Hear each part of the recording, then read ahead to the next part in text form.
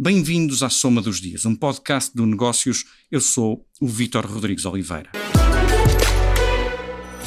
Neste episódio vamos falar sobre os efeitos das taxas de juros na economia, até que ponto é que devem os bancos centrais tornar o dinheiro mais caro para controlar a inflação. Na semana passada o BCE decidiu aumentar as taxas, esta semana os Estados Unidos puseram um pé no travão, até ver. Depois apanhamos o avião da TAP, porque na próxima semana está prevista uma decisão em Conselho de Ministros sobre alguns aspectos que são essenciais para avançar com a privatização da companhia aérea. Comigo estão Maria Caetano e Maria João Babo. Esta é a Soma dos Dias. A Reserva Federal Norte-Americana decidiu esta quarta-feira manter as taxas de juro entre 5,25% e 5,5%. E na semana passada o BCE subiu as taxas de juro para valor recorde. As taxas de facilidade permanente de depósitos aumentou para 4%. Adensa-se neste momento o debate sobre qual o efeito deste nível de taxas na economia, até que ponto devem ir estes aumentos para travar a inflação. Temos connosco Maria Caetano, jornalista da secção de Economia, e começamos antes de mais por perceber o que dizem os bancos centrais. Qual é que é o impacto que a Fed e o BCE prevêem para as respectivas economias deste nível de elevado de taxas de juros? Olá.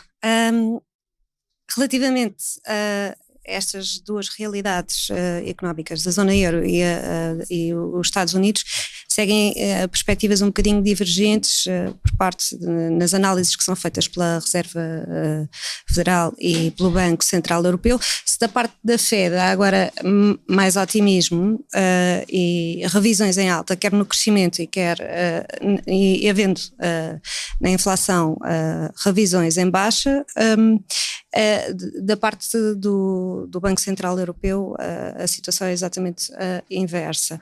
Ora, nesta última semana, com a decisão tomada pela Reserva Federal, a perspectiva de crescimento para o próximo, para este ano, aliás, foi revista para os 2,1%, ainda foi uma revisão bastante significativa, porque há 3 meses a Reserva Federal esperava apenas um crescimento de 1%, e aqui estará sobretudo a contar a manutenção dos níveis de consumo por parte das famílias, que parecem ainda não ter esgotado os níveis de poupança todos que conseguiram acumular durante a pandemia. Por outro lado, as trajetórias de inflação também surgem um bocadinho mais melhoradas, eventualmente também por a ação da Reserva Federal, assim será o entendimento, e com a previsão de inflação para este ano a ser revista em baixa de 3,9% para 3,7%. No caso do Banco Central Europeu, aí o cenário é bastante mais negativo, porque há várias economias já a entrar em recessão e sendo o caso da Alemanha a situação neste momento mais grave pelo peso que tem no grupo da moeda única. A previsão de crescimento para este ano foi revista em baixa para 0,7%, são menos 0,2 do que o Banco Central Europeu previa aqui há 3 meses, e foram revistas também em baixa as perspectivas para 2024 e de uma forma até mais significativa, mas um bocadinho por efeito de arrastamento dos desenvolvimentos na economia que estão a ocorrer este ano. Já a inflação acaba por ser revista em alta. E é preciso dizer que para esta situação de revisão em baixa do crescimento da zona euro, o Banco Central Europeu vê dois fatores a jogar. Se por um lado é a ação da sua própria política que está a provocar este abrandamento na procura, tal como desejado pelas decisões de subidas de juros. Por outro lado, também há a questão do arrefecimento do comércio internacional, que também está a contar bastante para esta revisão em baixa. Relativamente à inflação, então, a previsão do Banco Central Europeu é um bocadinho pior do que aquela que avançava em junho, portanto para este ano ainda espera 5,6% de inflação e para o próximo 3,2%. Há quem defenda que estes aumentos têm sido necessários para conter a inflação, mas há também, Maria, quem avise para as dificuldades que pode criar na economia e nas famílias, em especial quem paga casa, não é? Uhum. Pois é, essa é sobretudo uma preocupação que tem sido manifestada pelos governos europeus, por alguns governos europeus, o nosso em particular, e nós vimos que têm que lidar com estes problemas e arranjar políticas económicas para os resolver, não é? E da parte do nosso governo, nós vimos também o retomar das reações mais negativas à subida dos juros por parte do Banco Central Europeu. No caso,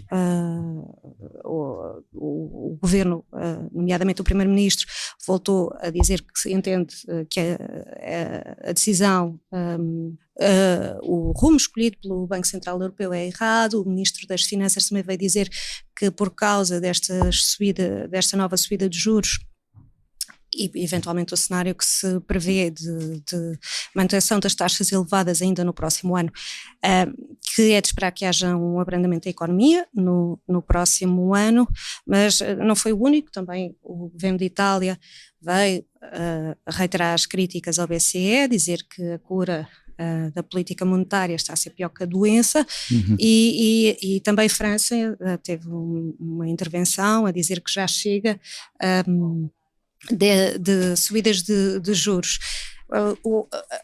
O BCE tem sido confrontado com estas acusações de estar a provocar uma recessão, não é? Mas tem-se um bocado limitado a definir em várias ocasiões aquele que é o seu mandato, que é a estabilidade de preços, não tendencialmente 2%. Exatamente, visando os 2%, e que não é da sua competência promover o crescimento económico na zona euro. Em particular, nesta última conferência de imprensa a seguir à decisão, até foram levantadas algumas questões, nomeadamente que depois tocarão com a parte da estabilidade financeira, que tem que ver com a situação do imobiliário, nomeadamente imobiliário comercial, mas mesmo em relação a essas matérias, a Presidente do BCE fez questão de dizer que o BCE não está preocupado com nenhum setor específico da economia nesta altura, e como é que estará a reagir a esta política de subida de juros, a não ser, lá está, na parte da questão da estabilidade do sistema financeiro. E pronto, e a mensagem reiterada é de que, portanto, a ideia, que o BCE não pretende provocar uma recessão, mas está preocupado com a estabilidade dos preços, e está preocupado com a estabilidade dos preços porque a inflação, como argumenta, é sobretudo mais penalizadora para quem menos pode, na verdade. E é preciso, convém sublinhar que o mandato do BCE não é exatamente o mesmo que o da Fed, que tem outras preocupações com o emprego, nomeadamente. Convém também aqui ressalvar que há uma grande incerteza sobre tudo isto, e que, apesar da manutenção das taxas de juros esta semana por parte da Fed, isto não significa que fique necessariamente por aqui, não é?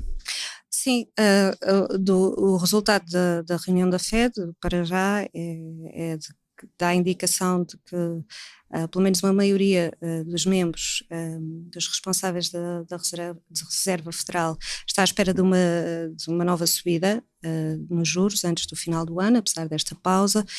Da parte do BCE, embora a mensagem principal seja neste momento a de sinalizar que esta pode ser uma última subida nos juros de referência para a zona euro, há, no entanto, algumas cautelas, já as habituais, de que o BCE só poderá dizer que passou o pico, que está no pico, ou que passou o pico, que atingimos o pico, já depois dele ter passado, portanto em retrospectiva. E por outro lado também há uma grande incerteza quanto àquela que será a trajetória de inflação, E o BCE, nas suas projeções macroeconómicas, fez notar nomeadamente os riscos quanto a novas subidas nos preços da energia e dos alimentos. Maria Caetano, com o enquadramento sobre a relação das taxas de juro com as respectivas economias e já de seguida a privatização da TAP. A próxima semana vai trazer novidades sobre a TAP. Está connosco, a partir do Porto, Maria João Babo, redatora principal do Negócios. Há muito que se fala neste processo de privatização. O que é que deverá estar em cima da mesa no Conselho de Ministros na próxima quinta-feira? O que já sabemos é que o diploma que vai definir os critérios da privatização da TAP vai a Conselho de Ministros antes da discussão do Orçamento do Estado de 2024. Pronto, e com este documento vai-se começar a saber e a delinear o que é que o Governo pretende fazer na venda da companhia aérea.